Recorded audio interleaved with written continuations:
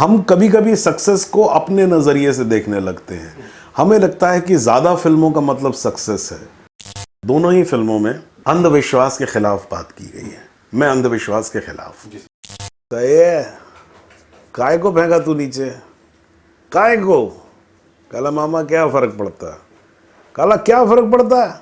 अरे कोई आदमी जा रहा होगा, उसके पाँव में कांच लगेगा, उसको चोट लगेगा, काय को फेंका?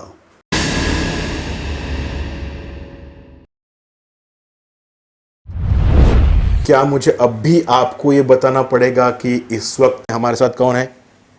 कल्लू मामा कह लीजिए, सुंदरलाल त्रिपाठी कह लीजिए, लेकिन असलियत में जो हैं वो ये हैं सौरभ शुक्ला। सर जी, लहरी नेटवर्क में आपका स्वागत है। Thank you so much. Sir, हम स्ट्रगल टू सक्सेस की कहानी बताते हैं। तो अगर मैं आपके करियर का 2 हिस्सों में ये करूं तो मेरे ख्याल से तहकीकात से लेकर सत्या तक एक अलग स्ट्रगल रहा है।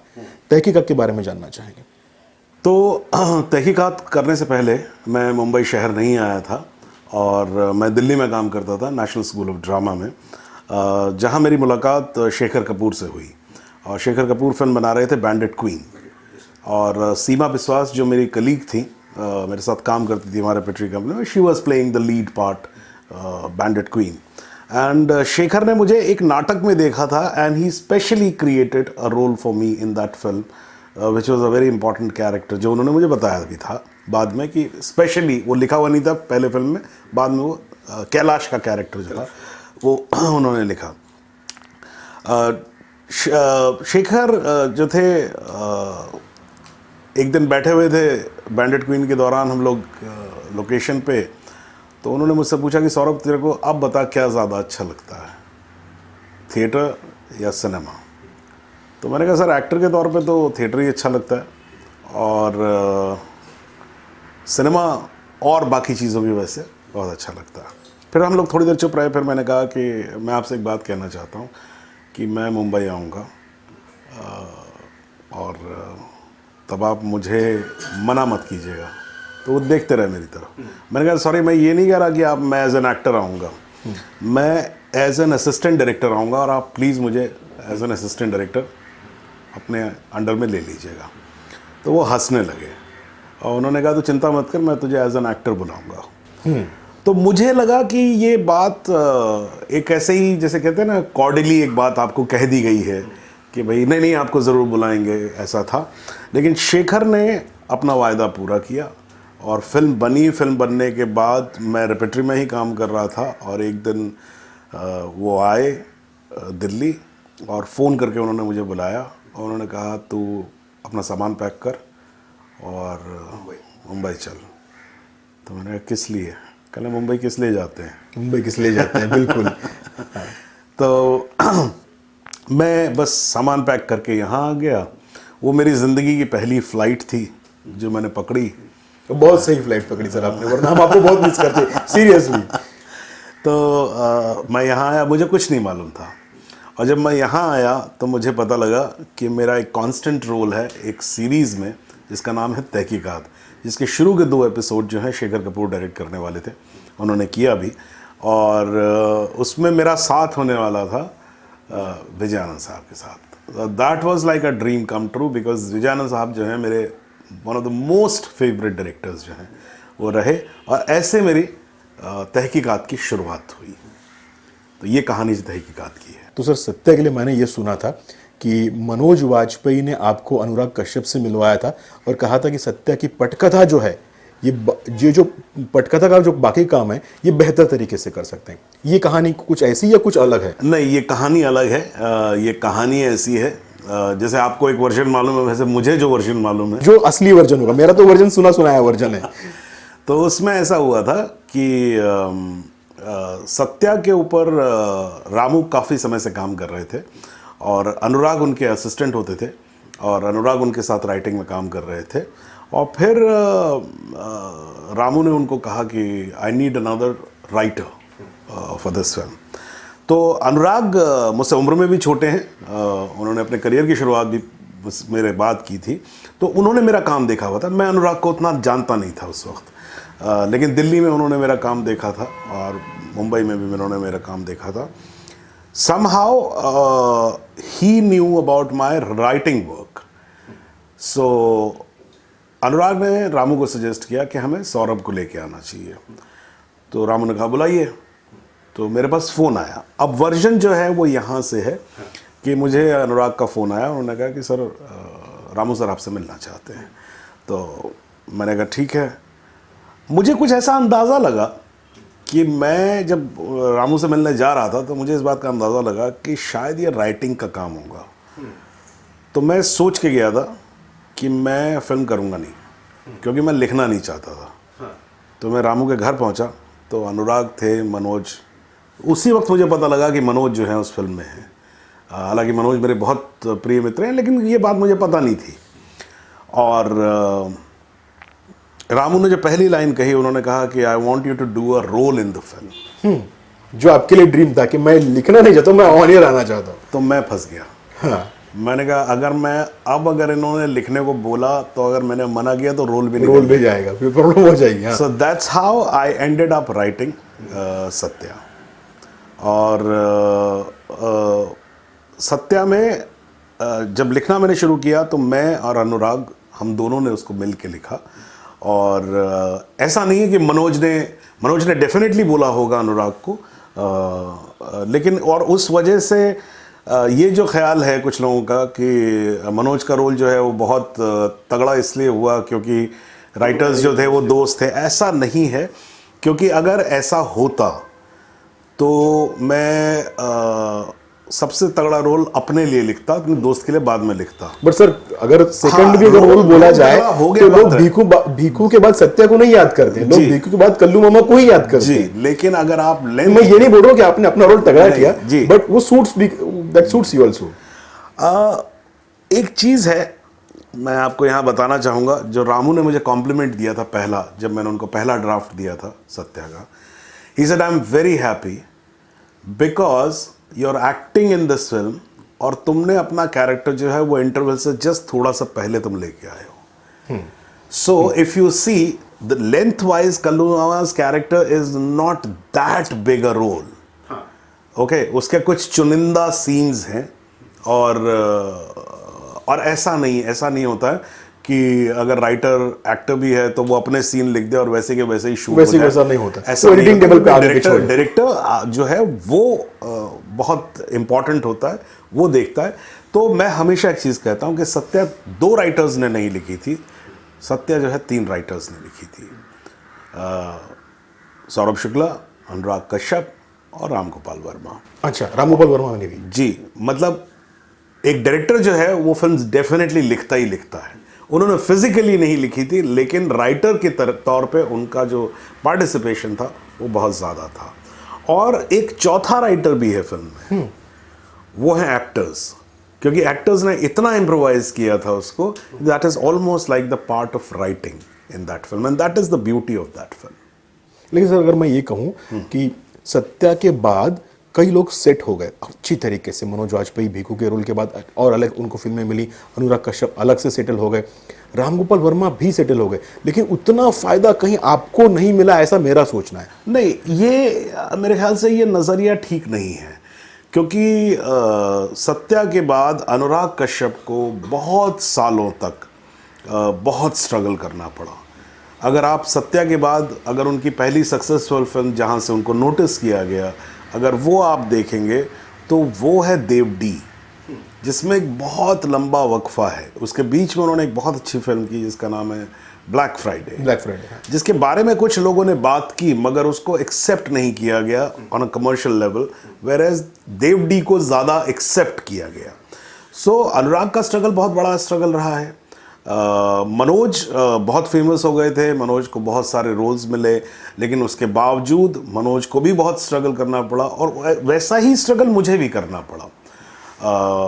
तो मैं ये नहीं मानता कि किसी को फ़ायदा हुआ किसी को फ़ायदा नहीं हुआ, इसमें ऐसा कुछ नहीं है।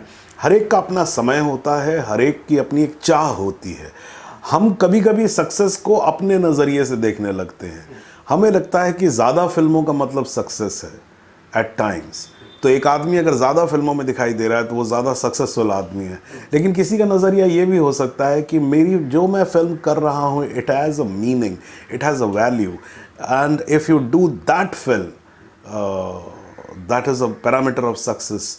सो मैं अपने पैरामीटर ऑफ सक्सेस को ऐसे देखता हूँ कि एक एक्टर की ज़िंदगी में अगर उसके पास 20% फिल्में हैं जो वो शान से छाती ठोक के कह सकता है कि ये मेरी फिल्में हैं, ये इसमें मेरा मन लगा और मैंने किया, तो वो बड़ा खुशकिस्मत एक्टर है. मेरे केस में ये 80% है. 80%, 80%? जी. So I am proud of 80% of my films and I can say that these are my films and I'm very very happy about it. Sir एक और अभी आपका जो जिससे अभी कल्लू मामा के बाद अगर आपको याद किया जाता है मेरे हिसाब से तो सुंदरलाल त्रिपाठी हैं. सर जॉली LLB और जॉली LLB 2 में बहुत कुछ बदला, कहानी बदली, किरदार बदले, सब कुछ बदला. अगर कोई चीज़ नहीं बदली तो वो थे जज साहब सुंदरलाल त्रिपाठी. कहीं ये आपका डायरेक्ट सक्सेस तो नहीं है? मेरे हिसाब से तो ये है कि लोगों ने जज को पसंद किया, बोले ठीक है वकील बदल गया, हरकत नहीं. फिल्म में आपको जितना प्यार मिला मेरे ख्याल से वो आपके लिए एक एक्लमेशन. नहीं, मुझे बहुत कुछ मिला जॉली LLB से, बहुत कुछ मिला, बहुत प्यार मिला, बहुत सक्सेस मिली. तो इसमें तो कोई दो राय है ही नहीं. बिल्कुल ये बात भी सही है कि जॉली LLB में अरशद जज थे और जॉली LLB 2 में अक्षय थे, और दोनों ही बहुत कमाल के कलाकार हैं, स्टार्स भी हैं. और मुझे बुलाया गया, ये मेरे लिए बहुत खुशी की बात थी. अब मैं इससे ज़्यादा इसमें कुछ और सोचता नहीं हूँ. मेरे ख्याल से वो कैरेक्टर फिट होता है उस कहानी के लिए, तो मुझे बुलाया गया. और इसके LLB 1 में जो एक सीन था कि आपने अरशद को आपके चेंबर में बुलाया और आप खाना खा रहे हैं प्रॉपरली, और खाना खाते खाते आपने जो उसकी पूरी ली है, वो सीन बहुत ज़्यादा ऐसा नहीं लगा कि हाँ ये होता है, ये आप उस फ्रेम में आपने पूरा सीन ले लिया अपनी तरफ से और उसको इम्प्रोवाइज़ किया. मेरे हिसाब से वो सीन ज़्यादा फिल्म में अगर हाइट किए जा पाए जॉली LLB 1 में, तो वो मुझे ज़्यादा सीन अच्छा लगा. वो बहुत अच्छा सीन है. और जहाँ तक बात है वो सीन, आपको एक चीज़ ये समझनी चाहिए, लोग अक्सर ये गलती कर जाते हैं, ये कन्फ्यूजन लोगों को होता है कि जो कैरेक्टर में होता है लोग सोचते हैं वो सब एक्टर का किया धरा है, जबकि ऐसा होता नहीं है. उस कैरेक्टर के पीछे एक पूरी कहानी होती है, उसकी लिखाई होती है, उसके पीछे एक डायरेक्टर होता है. तो इसका बहुत बड़ा श्रेय जो है वो सुभाष कपूर को जाता है. ऐसा नहीं है कि सब कुछ वहाँ पर मैं पहुँचा और मैंने कुछ जादू की छड़ी घुमाई. तो मुझे नहीं लगता अगर थोड़ा सा इसमें पुराना भी अगर जिस तरीके से किया जा सकता था रोल, आप हैं वहाँ पे बात कर रहे हैं उसको, इधर आ मैं तेरे को सुनाता हूँ, ये तू क्या समझ रहा है वगैरह, वैसा नहीं था. ये कुछ द सौरभ शुक्ला स्टाइल का शो था. मतलब पूरे आप खाना खा रहे हैं बाकायदा एकदम, और बहुत अच्छे तरीके से आप उसको समझा रहे हैं. सेम मैं ये बता सकता हूँ आपको जॉली LLB 2 में आपकी बेटी की शायद शादी है, आप बोल रहे हैं अरे क्या फर्क पड़ता है बेटी, मनीष मल्होत्रा हो या हरीश मल्होत्रा हो. अजय माथुर साहब ये मनीष मल्होत्रा का घाघरा कितने में आता है. ये मेरे ख्याल से इम्प्रोवाइजेशन आपके अलावा ऑन स्क्रीन और कोई नहीं कर सकता. आपको बड़ी हैरानी होगी जान के सब लिखा हुआ था उसका. बट इम्प्रोवाइजेशन भी मुझे लगता है इम्प्रोवाइजेशन का ऐसा है कि जैसे कि ये लिखा हुआ था जॉली LLB 2 में, और ये डायरेक्टर के दिमाग में था कि जज जो है वो खाना खा रहा है और खाना खाते वक्त वो बात कर रहा है. अब ये एक्टर पे डिपेंड करता है कि वो खाना कैसे खा रहा है और कैसे बात कर रहा है. ये एक्टर का हिस्सा मैं ज़रूर मानता हूँ, लेकिन जो उसका कॉन्सेप्ट है, कंसेप्चुअली जो सीन है वो डायरेक्टर का सीन है, राइटर का सीन है. सर जॉली LLB 1 और 2 सर, इसमें से अब आप उस सुंदरलाल त्रिपाठी की कुर्सी पे बैठे हैं, वही चश्मा लगाया है सर. अब मुझे वही एक जजमेंट दीजिए कि इनमें से आपके हिसाब से परफेक्ट वकील कौन था. मैं आपको एक राज की बात बताऊं. जी सर. सबसे परफेक्ट लॉ. सर ये तो पॉलिटिकली करेक्ट आंसर हो रहा है आपका. सबसे परफेक्ट लॉ और सबसे परफेक्ट वो जज्बा जिसके लिए जॉली LLB 1 बनी और जिसके लिए जॉली LLB 2 बनी. यहाँ मैं ये बात खाली पॉलिटिकली करेक्ट होने के लिए नहीं कह रहा हूँ. दोनों कहानियों में सुभाष की जो सबसे बड़ी जीत है जॉली LLB के दोनों फिल्मों में, जॉली LLB 1 और जॉली LLB 2 में, कि न सिर्फ वो आपको फिल्में गुदगुदाती हैं, हंसाती हैं, बल्कि एक बहुत गहरी बात करती है. और दोनों प्रोटैगनिस्ट जो हैं वो ज़िंदगी में आम लोगों की तरह जो छोटा रास्ता अख्तियार करके अपनी ज़िंदगी जो है वो खुशनुमा बना लेना चाहते हैं, उसकी बजाय वो मुश्किल रास्ता चुनता है, क्योंकि कहीं ना कहीं उसका विवेक, उसका सेल्फ सामने आके खड़ा हो जाता है और उससे सवाल पूछता है। जहाँ तक बात है कि भाई दोनों वकीलों में कौन परफेक्ट, तो ये बेसिक, हाँ आप चारों वकीलों की बात कर रहे हैं, तो आप बेसिकली 4 एक्टर्स की बात कर रहे हैं। तो पहली बात तो जज तो इस बात का जवाब दे ही नहीं सकता, क्योंकि ये उसका एरिया ही नहीं है कि भाई कौन सा एक्टर परफेक्ट। और जहाँ तक बात है, अगर जज कह सकता है कि भाई मेरे लिए कौन सा वकील, चारों वकीलों में कौन सा सबसे अच्छा वकील परफेक्ट, आपको लगा कि नहीं ये उस काले कोट में बहुत सही तरीके से फिट बैठे हैं, वो जज ही नहीं है अगर वो वकीलों को जज करने लगे। चलिए सर, मैं मान लेता हूं आपको इस बारे में। सर मेरा एक सवाल है, लगे रहो मुन्ना भाई और पीके के बारे में। सर आप एस्ट्रोलॉजी और न्यूमरोलॉजी को मानते हैं? साइंटिफिकली मानता हूं, अनसाइंटिफिकली नहीं मानता हूं। यानी कि मेरा इतना मानना है कि अगर हम, एक मैं आपको बीच में डिस्टर्ब करता हूं, लगे रहो मुन्ना भाई देखने के बाद मैं एक लेवल पे न्यूमरोलॉजी को मानने के लिए लग गया था कि यार नहीं, सच में न्यूमरोलॉजी नाम की कोई चीज़ होती है, या फिर आपको जो है वो थोड़ा सा आपके नाम में बदलाव कर लेंगे तो शायद कुछ होगा, एक खुराना में के एक्स्ट्रा लगा दो। या फिर जब मैंने पीके देखी तो मुझे लगा था नहीं यार, कुछ एक स्पिरिचुअल चीज़ होती है जो सोचनी चाहिए मेरे ख्याल से उस हिसाब से। ये इम्पैक्ट आपका था। मैं आपके हिसाब से बता दूं, मैंने न्यूमरोलॉजी के लिए उसके बाद देखा था कि कहीं सच में कोई सक्सेस के लिए न्यूमरोलॉजी तो नहीं होती। दोनों ही फिल्मों में अंधविश्वास के खिलाफ बात की गई है। मैं अंधविश्वास के खिलाफ, मैं न्यूमरोलॉजी या एस्ट्रोलॉजी या किसी भी प्रकार का ऑकल्ट और एक ऐसी पावर जो कि बस है और सब कुछ अपने आप हो जाता है, उसमें यकीन नहीं करता हूँ। मैं बिल्कुल बाबाओं के पास नहीं जाता हूँ, मैं बाबाओं की आइडियोलॉजी में बिलीव नहीं करता हूँ। बाबाओं की आइडियोलॉजी से मेरा कहने का मतलब समझिए, मेरा ये कहना नहीं कि कोई बाबा हो सकता है सही बात भी बोल रहा हो। हाँ सर, मैं उसको ड्रेव से मैं नहीं पढ़ा। हाँ, मेरा कहने का मतलब ये है कि जो जिस तरह का पोर्ट्रे किया गया है कि एक आदमी अपने फायदे के लिए एक आडंबर फैलाता है, झूठ बोलता है, मैं उसके पूरी तरह से खिलाफ हूँ। और इसी वजह से मैं इतनी सहजता से उस कैरेक्टर को कर पाया, क्योंकि मुझे मालूम था ये दोनों कैरेक्टर्स, चाहे वो मुन्ना भाई, लगे रहो मुन्ना भाई में वो बटुक महाराज या पीके के गुरुजी, दोनों ही जो हैं वो आडंबर जी रहे हैं। और कहानी दोनों के साथ ही दोनों को क्लियर करती है कि भाई ये गलत है, ये गलत चीज़ है, और ये जो दोनों कैरेक्टर्स हैं वो गलत हैं। तो ये मेरा मानना है। जहाँ तक आपका पहला सवाल था कि भाई एस्ट्रोलॉजी मानते हो या नहीं मानते हो, मैंने जैसे आपको कहा मैं साइंटिफिकली मानता हूँ, अनसाइंटिफिकली नहीं मानता हूँ। साइंटिफिकली से मेरा मतलब है कि मैं ये नहीं कहता कि एस्ट्रोलॉजी हो नहीं सकती, ज़रूर होती होगी। क्योंकि अगर आप मौसम का प्रेडिक्शन कर सकते हैं तो आप किसी के आने वाले समय का प्रेडिक्शन क्यों नहीं कर सकते? There has to be a science. लेकिन मैं जानता नहीं उसके साइंटिस्ट कहां हैं।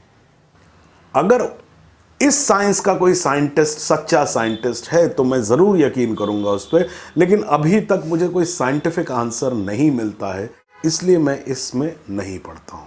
तो कोई मुझे कहता है कि साहब आप नीला रंग लगा लीजिए घर में, या अंगूठियां पहन लीजिए, जैसे कि मैंने अंगूठी पहन रखी है। अब ये सवाल ये पैदा होता है कि क्या ये अंगूठियां जो हैं वो एस्ट्रोलॉजी की वजह से पहनी गई हैं? तो इन अंगूठियों की कहानी मैं आपको बता देता हूँ। ये अंगूठियों की कहानी ये है कि ये पहनाई गई मुझे एस्ट्रोलॉजी के लिए ज़रूर, लेकिन ये मेरी माँ की विश थी।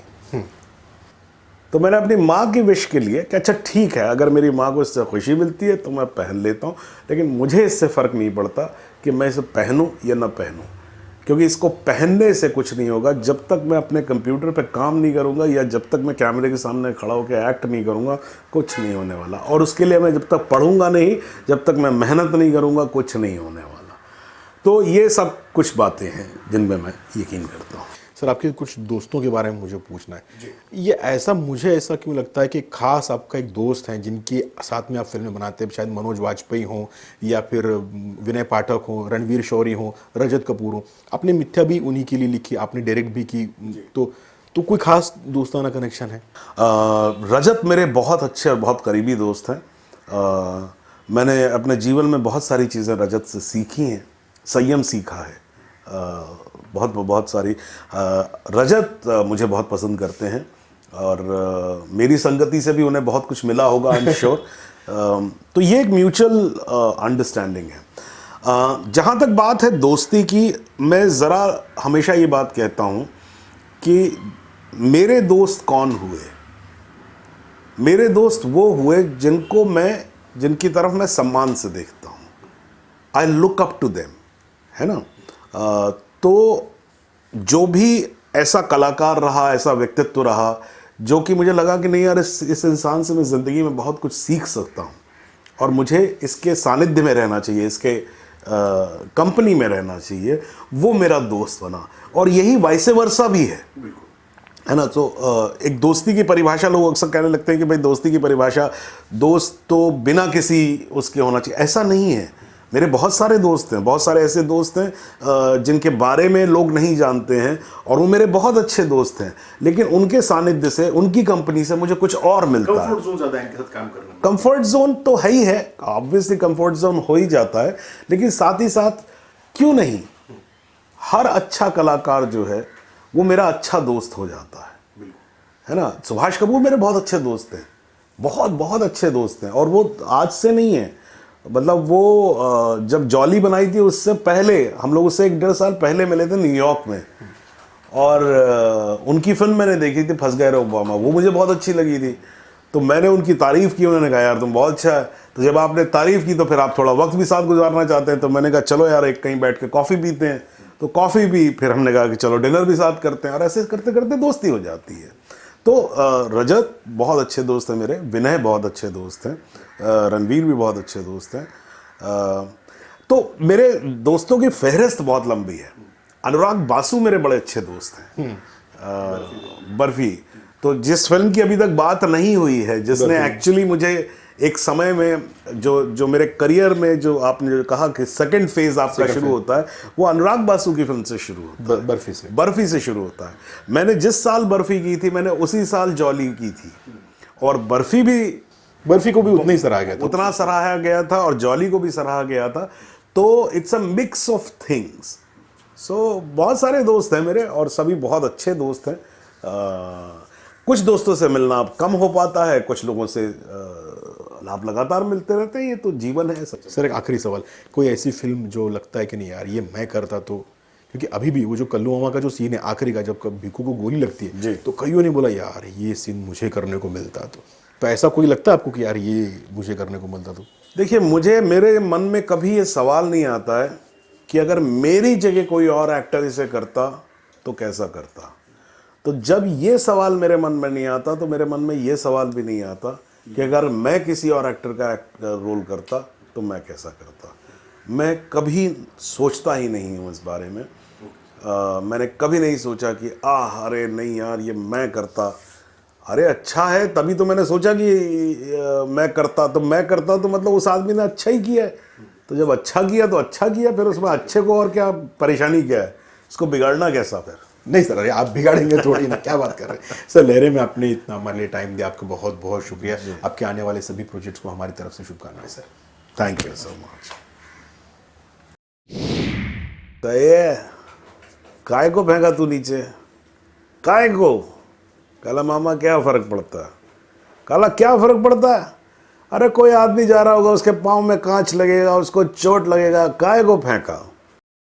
ये जज साहब, कानून अंधा होता है, जज नहीं। जज को सब दिखाई पड़ता है। और हाँ, बाहर जाओ, अगर सच्चाई मिल जाए तो उसे हमारी भी नमस्ते बोल देना, है जी।